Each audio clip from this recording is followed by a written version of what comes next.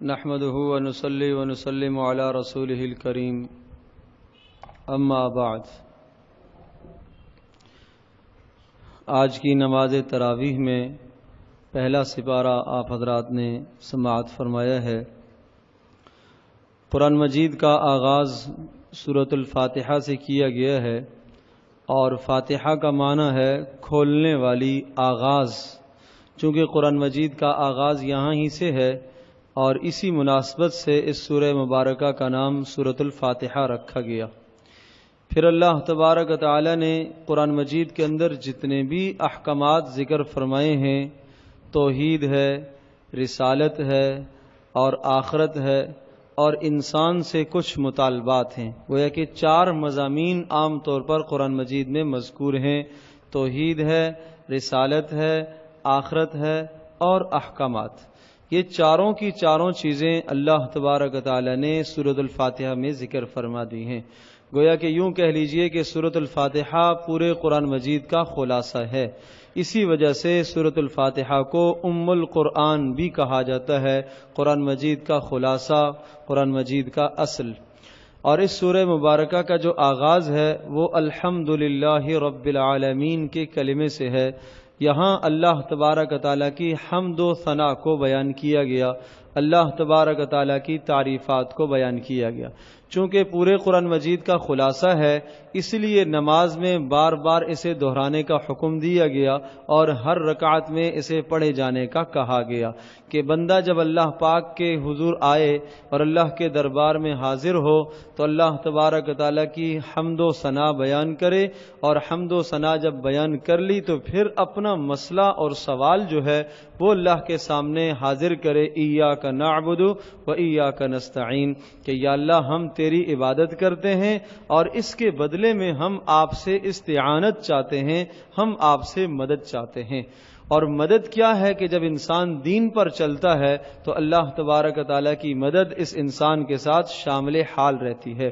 پھر یہ بات بھی ذہن نشین فرما لیجئے کہ ایاک نعبد و ایاک نستعین، ایک مطالبہ رکھا کہ تم یہ مطالبہ پورا کرو کہ اللہ کی عبادت کیا کرو، اللہ تبارک و تعالیٰ تمہاری استعانت فرمائیں گے، مدد فرمائیں گے۔ ساتھ بتایا اہدنا الصراط المستقیم صراط الذین انعمت علیہم، کہ دائیں بائیں کے راستوں کو مت دیکھو، جن راستوں پر اللہ کے نبی چل گئے ہیں اور جن راستوں پر اولیاء اللہ چل کے زندگی گزار کے چلے گئے اور وہ کامیاب ہو کے دنیا سے گئے ہیں، وہ راستے تم اختیار کرو، تمہیں بھی کامیابی مل جائے گی۔ جب بندہ اللہ تبارک و تعالیٰ سے یہ مناجات کرتا ہے، یہ معروضات کرتا ہے، اور اس دعا میں انسان یہ بھی کہتا ہے اہدنا الصراط المستقیم، اے اللہ مجھے سیدھا راستہ دکھا دے، اے اللہ مجھے بہترین راستہ دکھا دے، تو وہ سیدھا راستہ کون سا ہے؟ فرمایا الف لام میم ذالک الکتاب لا ریب فیہ۔ اگر سیدھا راستہ تمہیں چاہیے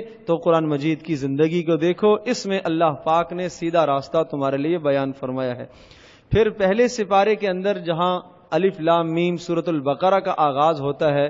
286 آیات ہیں سورۃ البقرہ میں، اور پہلے سپارے میں سورۃ البقرہ میں جو مضامین مذکور ہیں، پہلا مضمون ہے قرآن مجید کا اعجاز، کہ قرآن مجید اللہ پاک کی ایک معجز اور بلیغ کتاب ہے جس کی کوئی مثال قیامت تک نہیں لا سکتا اور نہ قیامت تک لا سکے گا۔ دوسرا جو مضمون ہے وہ یہ کہ انسانوں کی کتنی قسمیں ہیں، عرض کرتا ہوں تفصیل۔ تیسرا جو مضمون ہے تخلیق انسان کا مقصد کیا ہے، اور چوتھا مضمون جو ہے کہ جن لوگوں نے اللہ کے احکامات سے اعراض کیا ان کی کیا دنیا کے اندر ذلتیں اور سزائیں ہوئی ہیں۔ گویا کہ یہ 4 مضامین پہلے سپارے میں مذکور ہیں۔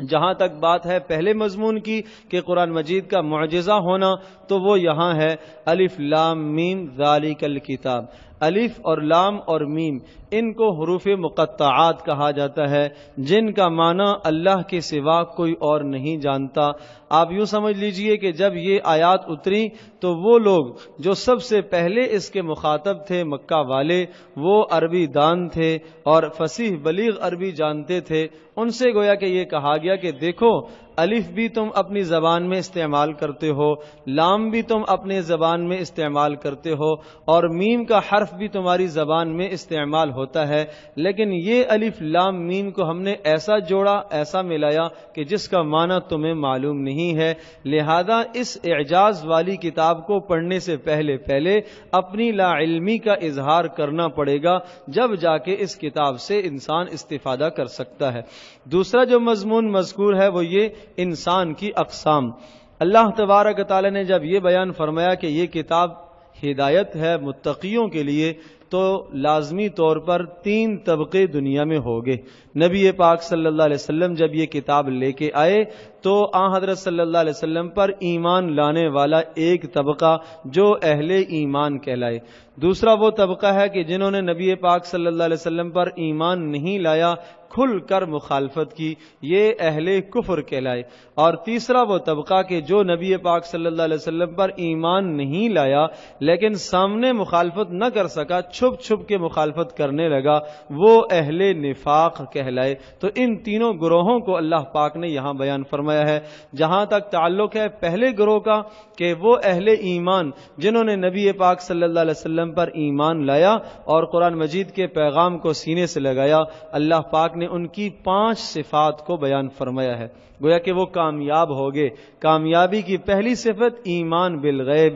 نہیں دیکھا اللہ کو جب بھی اللہ کو مانتے ہیں، آخرت کو نہیں دیکھا جب بھی آخرت پر ایمان ہے، فرشتوں کو نہیں دیکھا جب بھی فرشتوں پر ایمان ہے، جنت جہنم کو نہیں دیکھا جب بھی اس پر ایمان ہے۔ فرمایا یہ وہ لوگ ہیں جو بن دیکھے اللہ پر اور اللہ کی بتائی ہوئی باتوں پر ایمان لاتے ہیں۔ دوسری خوبی وَيُقِيمُونَ الصَّلَاةَ، کامیاب وہ لوگ ہیں جو نماز کو قائم کرنے والے ہیں۔ تیسری خوبی وَمِمَّا رَزَقْنَاهُمْ يُنْفِقُونَ، جو کچھ ہم نے انہیں عطا کیا ہے اس میں سے خرچ کرتے ہیں۔ چوتھی خوبی وَالَّذِينَ يُؤْمِنُونَ بِمَا أُنزِلَ إِلَيْكَ وَمَا أُنزِلَ مِن قَبْلِكَ، جو تعصب سے پاک ہیں، گزشتہ جو نبی دین لے کے آئے ہیں اس دین کو بھی یہ مانتے ہیں، گزشتہ انبیاء علیہ الصلوۃ والسلام کی نبوت پر بھی یہ ایمان رکھتے ہیں۔ گویا کہ ان کے ایمان کا یہ حصہ ہے کہ اگر کوئی آدمی موسیٰ علیہ الصلوۃ والسلام کی توہین کرتا ہے، تذلیل کرتا ہے، وہ مذہب سے خارج ہو جائے گا۔ عیسیٰ علیہ الصلوۃ والسلام کی کوئی تنقیص کرتا ہے، توہین کرتا ہے، وہ اسلام سے خارج ہو جائے گا۔ تو فرمایا یہ وہ لوگ ہیں کامیاب کہ جو گزشتہ نبیوں کو بھی مانتے ہیں، اور وبالآخرۃ ھم یوقنون، اور آخرت پر بھی ان کا بھرپور یقین ہے۔ پھر فرمایا اولئک علی ھدی من ربہم، اگر کامیابی چاہتے ہو تو یہ صفات اپنا لو جن صفات کو اللہ پاک نے بیان فرمایا ہے۔ عرض کیا دوسرا وہ طبقہ ہے جنہوں نے کھلم کھلا مخالفت کی، ان الذین کفروا سواء علیہم، جنہوں نے کفر کیا اور کفر کی وجہ سے ان کے دلوں پر مہر لگ گئی۔ یہ بات ذہن نشین فرما لیں، یہ قرآن مجید میں لفظ جا بجا آتا ہے، اللہ نے ان کے دلوں پر مہر لگا دی، اللہ نے ان کے دلوں کو حق سے پھیر دیا۔ اس کا معنی یہ ہوتا ہے کہ جب انسان نافرمانی کر کے حد سے تجاوز کر جاتا ہے تو پھر اللہ پاک کی جانب سے اس کے دل پر مہر لگ جاتی ہے، لیکن مہر لگنے کا سبب وہ انسان خود بنتا ہے۔ حضرت صلی اللہ علیہ وسلم نے یوں وضاحت فرمائی کہ جب انسان گناہ کرتا ہے دل پر سیاہ دبا اور نقطہ لگ جاتا ہے، توبہ کر دیتا ہے تو وہ نقطہ اور وہ دبا ہٹ جاتا ہے، پھر اگر توبہ نہیں کرتا دوسرا گناہ کرتا ہے ایک اور نقطہ لگتا ہے، تیسرا گناہ کرتا ہے ایک اور نقطہ لگتا ہے، کرتے کرتے اس کا دل بالکل سیاہ ہو جاتا ہے، کالا ہو جاتا ہے۔ فرمایا یہی ہے دل کا مہر لگ جانا اور دل پر زنگ آ جانا، اب حق بات اس کے دل میں اثر نہیں کرتی۔ تو نبی پاک صلی اللہ علیہ وسلم سے یہ کہا گیا کہ آپ پریشان نہ ہوں، یہ لوگ اب ایمان نہیں لائیں گے، جو لا چکے ٹھیک ہے۔ چند کافروں کے متعلق تعیین کر کے بتا دی گئی کہ فلاں فلاں ابو جہل ہے، ابو لہب ہے، اس قسم کے جو لوگ تھے کہا گیا یہ ایمان نہیں لائیں گے، چاہے آپ ڈرائیں یا آپ نہ ڈرائیں یہ لوگ ایمان نہیں لائیں گے۔ عرض کیا کہ یہ لوگ وہ تھے جو کھلم کھلا اسلام کی مذہب کی مخالفت کرتے تھے، اتنے زیادہ خطرناک نہیں تھے، پتہ ہے سامنے کا دشمن ہے، صرف 2 آیتوں میں ان کے احوال کو اللہ پاک نے ذکر فرمایا۔ آگے وہ لوگ جو اسلام کی مخالفت کرتے تھے، نبی پاک صلی اللہ علیہ وسلم کی مخالفت کرتے تھے، لیکن کھل کر نہیں چھپ کر مخالفت کرتے تھے، وہ اتنے خطرناک لوگ تھے کہ اللہ پاک نے ان کی تفصیل کو 13 آیات میں بیان فرمایا ہے۔ جو کافر کھلم کھلا، ان کو عرض کر رہا ہوں کہ صرف 2 آیتوں میں بیان کیا، اور جو نفاق والے ہیں کہ چھپ کر مخالفت کرتے ہیں حق کی اور سامنے نہیں آتے، ان کو اللہ تبارک و تعالیٰ نے 13 آیات کے اندر بیان فرمایا اور ارشاد فرمایا کہ ان کے لیے ان کی جو سب سے بڑی بیماری ہے وہ جھوٹ بولنا ہے۔ نفاق کی جو سب سے بڑی بیماری ہے وہ جھوٹ بولنا ہے۔ نبی پاک صلی اللہ علیہ وسلم نے منافق کی علامتیں بتائی ہیں، فرمایا جب بات کرتا ہے جھوٹ بولتا ہے، اگر کسی سے بات چیت ہو جاتی ہے تلخ کلامی ہو جاتی ہے، گالی پر اتر آتا ہے، اور اگر وعدہ کرتا ہے تو وعدہ کی خلاف ورزی کرتا ہے، اگر اس کے پاس امانت رکھی جائے تو امانت میں خیانت کرتا ہے۔ فرمایا یہ نفاق کی علامتیں ہیں، یہ منافق کی علامتیں ہیں۔ جس آدمی میں ان علامتوں میں سے کوئی ایک علامت پائی جائے یا آدھی پائی جائے، فرمایا اتنے درجے کا اس کے اندر نفاق موجود ہے۔ تو اس نفاق کی وجہ سے کہا ان کے لیے دردناک عذاب اللہ نے تیار کر کے رکھا ہے۔ ان 3 گروہوں کو ذکر کرنے کے بعد پھر یا ایھا الناس اعبدوا ربکم الذی خلقکم، سب انسانوں کو، مسلمانوں کو بھی، کافروں کو بھی، منافقوں کو، یہودیوں کو، نصرانیوں کو، پوری دنیا کے اندر جتنے بسنے والے انسان ہیں، سب کو ایک دعوت دی گئی کہ اعبدوا ربکم، اس رب کی عبادت کرو جس رب نے تمہیں پیدا کیا ہے، کہ اس کے پیدا کرنے کا، اور جب اس نے تمہیں بنایا، عدم سے وجود میں لایا، تو اس کا طریقہ یہ ہونا چاہیے کہ آپ بھی اللہ پاک کا شکر ادا کرو اور اللہ پاک کی عبادت کرو۔ جس رب نے تمہیں آہستہ آہستہ بچپن سے لے کر جوانی تک پہنچایا، تدریجاً یہاں تک تمہیں لے کے آیا ہے، اس رب کا کیا تم سے مطالبہ ہے کہ تم اس کی عبادت کرو۔ اور پھر ارشاد فرمایا دیکھو یہ کتاب جو تمہیں دی گئی ہے اس میں شک شبہ نہ کرنا، اگر شک شبہ کرتے ہو کہ یہ اللہ کی جانب سے نہیں ہے تو پھر اس کی مثال ایک لے کے آؤ، ایک چھوٹی سی صورت بنا کے لے کے آؤ، لیکن سارے کے سارے صورت بنانے سے عاجز آگے۔ پھر اگلا جو مضمون ہے وہ یہ کہ انسان کی تخلیق کا کیا مقصد ہے۔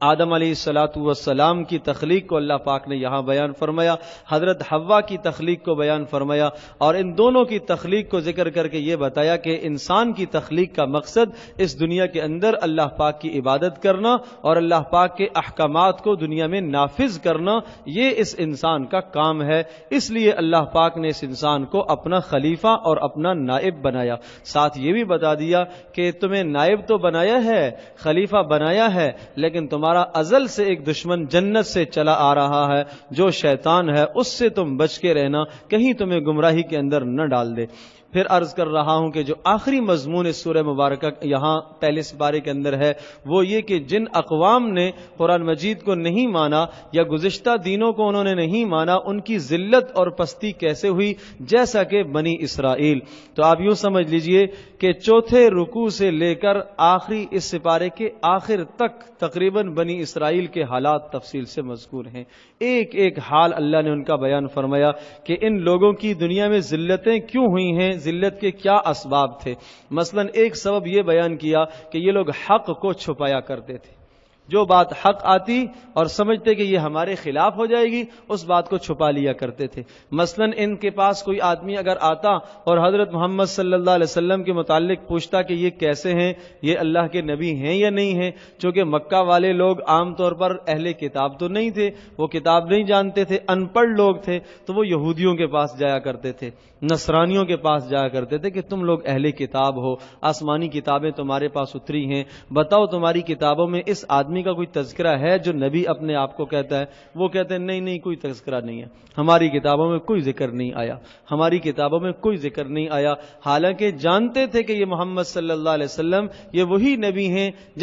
جس کا تذکرہ اللہ پاک نے ہماری کتابوں کے اندر فرمایا ہے، لیکن پھر بھی اس بات کو چھپاتے تھے۔ تو اللہ پاک نے اس وجہ سے ان کی ذلت اور رسوائی ان کے مقدر کر دی اور ہمیشہ ہمیشہ پریشان اور ذلیل ہوتے رہیں گے۔ دوسرا جو سبب بیان فرمایا وہ یہ کہ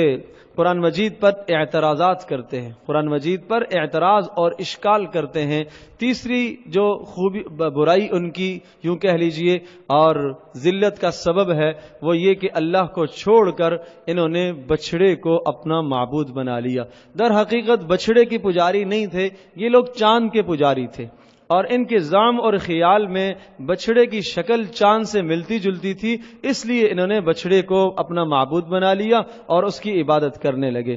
اور چوتھی جو ان کی ذلت کا سبب، چوتھا سبب اللہ نے ذکر فرمایا وہ یہ کہ کتابوں کے اندر تبدیلیاں کیا کرتے تھے، تورات انجیل میں تبدیلیاں کیا کرتے تھے۔ جو بات اپنی منشا کی ہے اسے برقرار رکھتے، جو منشا کی نہیں ہے، اپنی مرضی کی نہیں ہے، اس بات کو ہٹا دیا کرتے تھے۔ تو ارشاد فرمایا ان ظالموں کے اس تحریف اور تبدیل کی وجہ سے دل اتنے سخت ہو گئے کہ پتھر سے بھی سخت ہو گئے، اور انسان کو خطاب کیا کہ دیکھو اے انسان، جب تو حق سے منہ موڑتا ہے تو تیرا دل اتنا سخت ہو جاتا ہے جس طرح سے پتھر ہے۔ پتھر بھی کبھی کبھی اللہ کے خوف سے لڑک کر نیچے آ جاتا ہے، اس سے بھی کبھی کبھی پانی بہہ پڑتا ہے، لیکن انسان کا دل جب سخت ہوتا ہے تو حق بات اس پر اثر نہیں کرتی۔ ثم قست قلوبکم من بعد ذلک فہی کالحجارۃ او اشد قسوہ، کہا تمہارے دل بڑے سخت ہوگے، پتھر کی طرح ہوگے، اور پتھر بھی ایسا ہے کہ وہ بھی پھٹ پڑتا ہے، ٹوٹ پڑتا ہے، اور وہ بھی اللہ کے خوف سے ڈر جاتا ہے، کانپ جاتا ہے،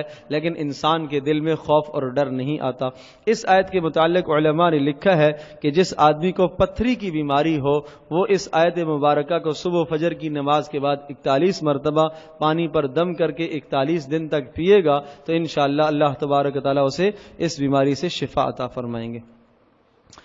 اور چوتھی ان کی جو بیماری اور بربادی ذکر فرمائی وہ یہ کہ وہ دین کو خواہشات کے تابع کیا کرتے تھے۔ بنی اسرائیل دین کو خواہشات کے تابع کیا کرتے تھے۔ آج بھی ہمارے ساتھ بھی یہی المیہ ہو گیا ہے، ہم بھی یہی چاہتے ہیں کہ دین وہ ہو جو ہماری منشا کے مطابق ہو۔ اگر دیندار آدمی، دیکھیے ایک نمازی، ایک تہجد گزار آدمی، صوم صلات کا پابند آدمی، اگر اس کے سامنے اس کے مزاج کے خلاف کوئی دین کی بات آتی ہے تو بس اوقات آدمی ٹھکرا دیتا ہے، ماننے کو تیار نہیں ہوتا۔ تو یہ عادت انسان کی اچھی نہیں ہے، بلکہ دین کی کوئی بھی بات آئے، چاہے انسان کا مزاج موافق ہو یا انسان کا مزاج اس کے مخالف ہو، اسے انسان کو تسلیم کر لینا چاہیے۔ اور پانچویں بیماری ان کی یہ ذکر کی کہ آپس میں قتل و قتال کیا کرتے تھے، چھوٹی چھوٹی باتوں پر لڑا کرتے تھے، جس وجہ سے ہمیشہ ہمیشہ کے لیے وہ ذلیل ہوئے۔ اور چھٹی بیماری جو ذکر کی وہ یہ کہ ملائکہ پر ایمان نہیں لایا کرتے تھے،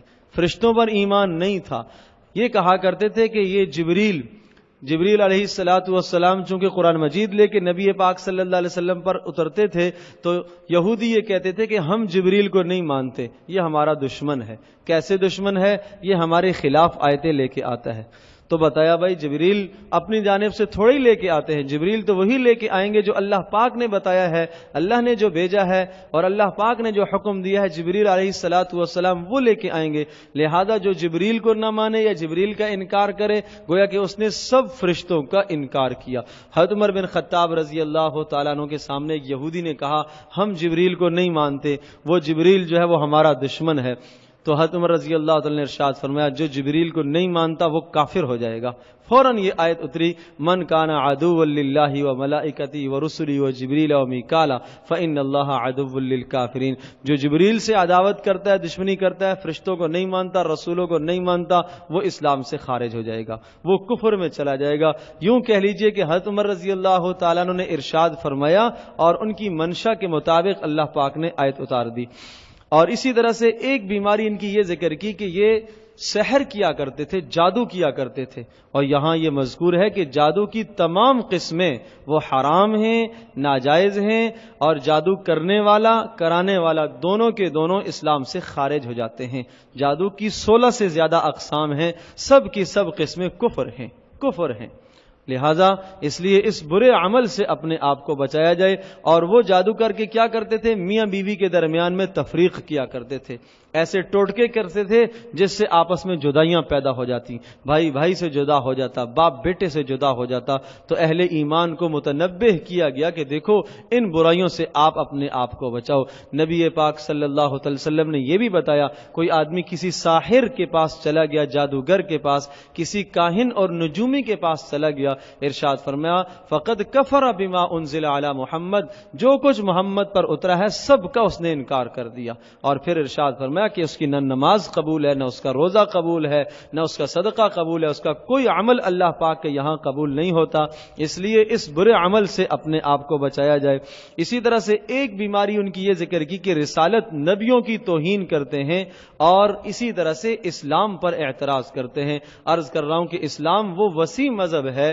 کہ جس کے اندر موسیٰ علیہ السلام کا بھی اعتراف، عیسیٰ علیہ السلام کا بھی اعتراف، حضرت عزیر علیہ السلام کی نبوت کا بھی اعتراف ہے۔ سب نبیوں کو ہم مانتے ہیں، وہ سب کے سب اللہ پاک کے برگزیدہ اور برحق نبی ہیں۔ آپ دیکھتے ہیں مسلمانوں میں موسیٰ بھی نام ہوتا ہے، مسلمانوں میں عیسیٰ بھی نام ہوتا ہے، لیکن عیسائی اور یہودی ہمارے نبی پاک صلی اللہ علیہ وسلم کا نام نہیں رکھتے، انہیں رسول اکرم صلی اللہ علیہ وسلم سے عداوت ہے۔ یہ یوں کہہ لیجئے کہ اسلام وہ وسیع الظرف مذہب ہے کہ جو تمام ادیان کو لے کے چلتا ہے، اور ان کے مذہب کے اندر یہ بات نہیں ہے بلکہ تنگ نظری ہے، حضرت محمد صلی اللہ علیہ وسلم کی رسالت کو وہ برداشت کرنے کے لیے تیار نہیں ہے۔ اسی طرح سے ایک بیماری ان کی یہ ذکر کی کہ یہ جھوٹے دعوے کرتے ہیں۔ کیا دعوے کرتے ہیں؟ ہم کہتے ہیں کہ بابا جنت میں ہم جائیں گے، اور بس وہ جو 40 دن ہمارے آباء و اجداد نے بچڑے کی جو عبادت کی تھی، وہ 40 دن اگر ہمیں جہنم میں جلنا پڑا تو برداشت کر لیں گے، باقی چونکہ ہم نبیوں کی اولادیں ہیں، ہم جناب نبیوں کے بھائی ہیں، اور ہماری نسلوں میں نبی آئے ہیں، اور ہمارے آباء و اجداد میں بڑے بڑے نبی آئے ہیں، لہذا ہم تو بخشے بخشائے لوگ ہیں۔ تو اللہ پاک نے بتا دیا کہ دیکھو عمل پر بخشش ہوتی ہے، صرف نبی کا بیٹا ہونا بخشش کا ذریعہ نہیں ہے۔ اگر نبی کا بیٹا ہونا بخشش کا ذریعہ ہوتا تو حضرت نوح علیہ السلام کا بیٹا بچ جاتا۔ اور اسی طرح سے ابراہیم علیہ السلام خود نبی ہیں، لیکن باپ جو ہے وہ کفر پر مرتا ہے، تو اگر کسی بیٹے کی نبوت باپ کو فائدہ دیتی تو ابراہیم علیہ السلام کے والد کو ضرور فائدہ دیتی، لیکن پتہ چلا کہ اپنا عمل ہے وہی انسان کو کام آنے والا ہے۔ پھر ابراہیم علیہ السلام کے اوصاف اور ان کی عادات کو ذکر فرمایا کہ دیکھو کامیاب انسان کیسا ہوتا ہے، ابراہیم علیہ السلام کو دیکھ لو۔ ابراہیم علیہ السلام کا تذکرہ اس لیے کیا، یہودی بھی انہیں مانتے ہیں، نصرانی بھی مانتے ہیں، مشرکین بھی ان کی تعظیم کرتے ہیں، اور اہل ایمان تو مانتے ہی مانتے ہیں، گویا کہ متفق علیہ وہ پیغمبر ہے اور وہ نبی ہے۔ تو کہا کہ دیکھو اس نے کس طرح سے اللہ پاک کی عبادت کی ہے، وہ بھی اللہ پاک کی عبادت کے بغیر نہیں ہے، صرف دعوے پر اسے جنت نہیں دی گئی اور یہ فیصلے نہیں سنائے گئے، بلکہ ان کے پاس ایمان تھا اور اعمال تھے۔ اور ابراہیم علیہ السلام کی جو آزمائشیں تھیں ان آزمائشوں کو ذکر فرمایا، اور پھر ابراہیم علیہ السلام کو اللہ نے ایک انعام عطا فرمایا۔ وہ کیا انعام؟ کہ اللہ پاک نے بیت اللہ کی تعمیر کرنے کا حکم دیا، اور وہ گھر قیامت تک جاری اور ساری اور آباد ہے۔ پھر ابراہیم علیہ السلام نے دعا فرمائی، اے اللہ میں نے گھر تو تعمیر کر لیا ہے، اے اللہ اس گھر کو آباد کرنے والا کوئی نبی بھی بھیج۔ چنانچہ رسول پاک صلی اللہ علیہ وسلم نے ارشاد فرمایا کہ میں ابراہیم علیہ السلام کی وہ دعا ہوں کہ ابراہیم علیہ السلام نے مجھے اللہ پاک سے مانگا تھا، تو رسول پاک صلی اللہ علیہ وسلم ابراہیم علیہ السلام کی اس دعا کا نتیجہ ہے۔ ارشاد فرمایا وَمَن يَرْغَبُ عَن مِلَّةِ إِبْرَاهِيمَ إِلَّا مَن سَفِهَ نَفْسَهُ، ابراہیم علیہ السلام کی ملت سے وہی اعراض کرے گا جو عقل سے فارغ ہوگا۔ جو آدمی صاحب عقل ہے وہ ابراہیم علیہ السلام کی ملت پر چلے گا۔ اور بتایا دیکھو ابراہیم علیہ السلام نہ یہودی تھے نہ نصرانی تھے نہ مشرک تھے، بلکہ وہ ایک خدا وحدہ لا شریک اور ایک اللہ پاک کی عبادت کرنے والے تھے۔ اور کہا کہ دیکھو تم یہ کہتے ہو کہ ہمارے آباء و اجداد نبی تھے، آباء و اجداد تمہارے جو نبی تھے، دیکھو ان نبیوں نے اپنی اولادوں کو کیا وصیتیں کی تھی۔ یعقوب علیہ السلام کی وصیت دیکھو، ابراہیم علیہ السلام کی وصیت دیکھو، ان سب نے اپنی اولادوں کو توحید پر قائم رہنے کی وصیت کی تھی۔ اس سے یہ پتہ چلتا ہے کہ ہر دنیا سے رخصت ہونے والا باپ اور ہر بڑا اسے یہ چاہیے کہ اپنی اولادوں کو اسی دین کی وصیت کرے۔ چنانچہ یعقوب علیہ السلام کے انتقال کا جب وقت آیا، انہوں نے اپنے سارے بیٹوں کو، اپنی بیٹیوں کو، پوتوں کو اور پوتیوں کو اور نواسوں کو سب کو بلایا۔ روایت میں آتا ہے تقریباً 72 سے زیادہ کنبہ تھا ان کا، 72 سے زیادہ افراد جو ان کی اولادیں اور پوتے پوتیاں اور نواسے نواسیاں سب کو جمع کیا، اور سب کو جمع کر کے یہ ارشاد فرمایا، بتاؤ میرے جانے کے بعد تم کس کی عبادت کرو گے؟ میں مر جاؤں گا تو تم کس کی عبادت کرو گے؟ تو سب نے بیک زبان ہو کر یہ کہا کہ اے ہمارے ابا جان، ہم اسی اللہ کی عبادت کریں گے جس کی آپ نے عبادت کی ہے، جس کی ابراہیم نے عبادت کی ہے، جس کی اسماعیل نے عبادت کی ہے، جو سب کا ہمارا الہ ہے، ہم اسی کی عبادت کریں گے، آپ پریشان نہ ہو۔ تو حضرت یعقوب علیہ السلام کو اس موقع پر اطمینان ہو گیا کہ ہاں میری ساری کی ساری اولاد الحمدللہ دین پر قائم ہے۔ تو عرض کر رہا ہوں کہ یہی وصیت ایک جاتے ہوئے باپ کو اس دنیا سے رخصت ہوتے ہوئے اپنی اولادوں کو اسی قسم کی وصیت کرنی چاہیے کہ وہ دین پر قائم اور ثابت رہیں۔ اللہ تبارک و تعالی ہم سب کے لیے عمل کرنا آسان